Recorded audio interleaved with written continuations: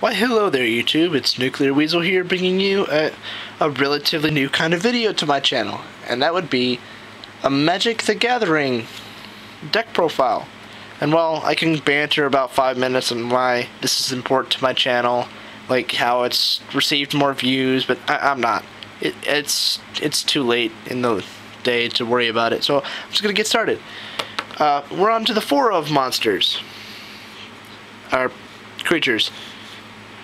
So you got 4 Boros Reckoners. Now while yours don't have to be as beautiful looking as mine, because this is an alternate art card, Boros Reckoner is definitely single-handedly one of the greatest Boros cards ever created. Really good. Nothing else needs to be said. Then, overall, the best Gruul card ever to be created was Burning Tree Emissary. I don't know what Wizards was thinking when they made this card. It's a free drop, and then you get to burn or do something with that extra 2, like drop a Flinthoof Boar. Great card. Then you have Rakdos Cacklers, 4 of.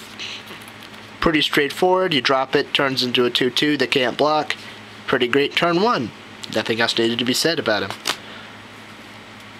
4 Ash Zealots. Ash Zealots, great card. Is not hit at all by the green in this deck. It's too good. It's a 2/2 with haste and keeps people from flashing back stuff. And it has first strike. Definitely watch out for a card. And then you have 4 Stormkirk Nobles. Single-handedly one of the best 1-drops, if only the best 1-drop in this deck. Great card. Love to open up with it, and it definitely puts a clock on any player that I'm playing. Then you have 4 Flinthoof Boars.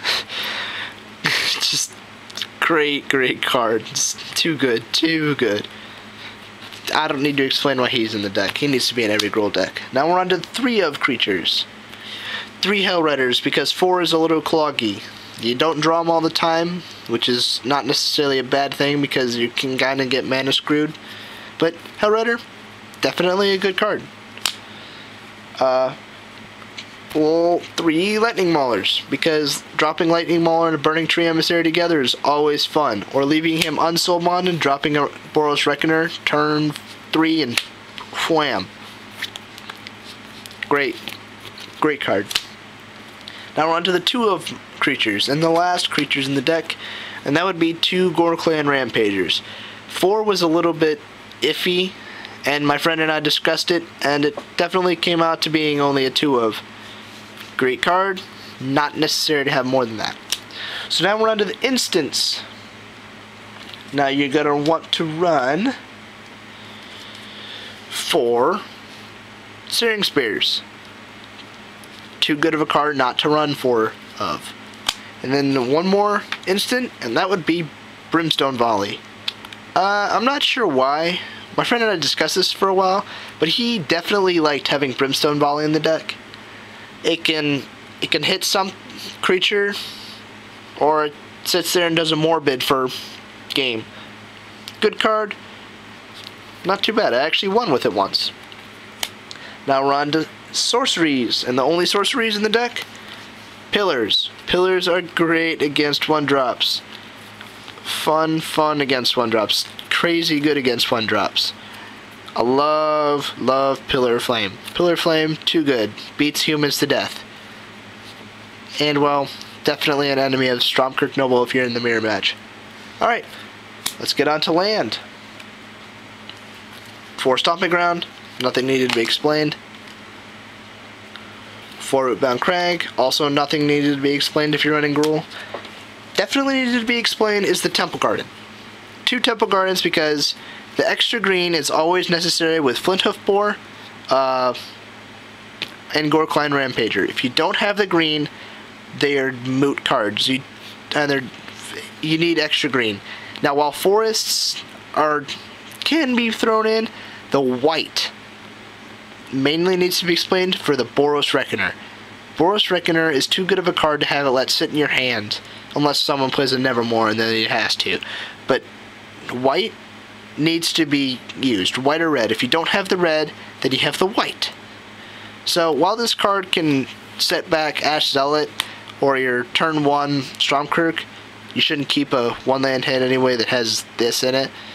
But definitely an okay card.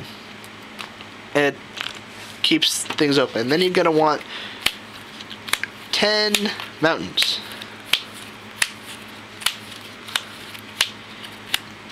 Because 60 cards is great. And now while all of you might notice that there's one odd mountain, and that's because this is, I can't remember what that is. It's time shifted?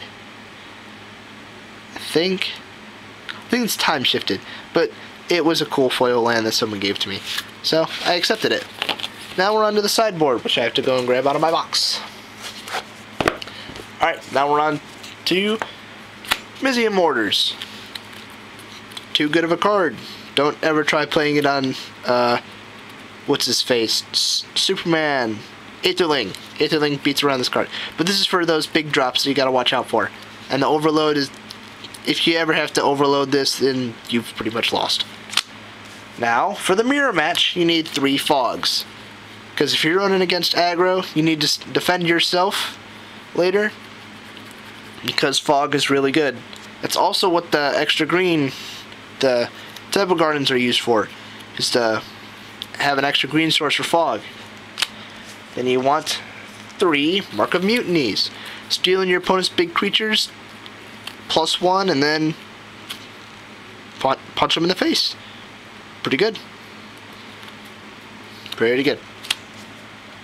Then you're going to want 3 Volcanic Strengths, because any of the mirror matches where anybody's running mountains, oh, so good. Card's so good. I've won games with this card. There's a reason that this is mainboarded. I would run 4 in mainboard had it not been that you can only run 15 cards, because Volcanic Strength is great for mirror matches. And then the final card of the day, that MVP against control, Skullcrack. Skullcrack destroys Sphinx's Revelation and Blind Obedience. Sometimes you gotta use it for the Thragtusks too, which is becoming less and less now that Thragtusk is seeing less play because of his recent realization that he is not going to be in 2014. Yes! Skullcrack, good card. Beats around Sphinx's Rev and all the other life gain.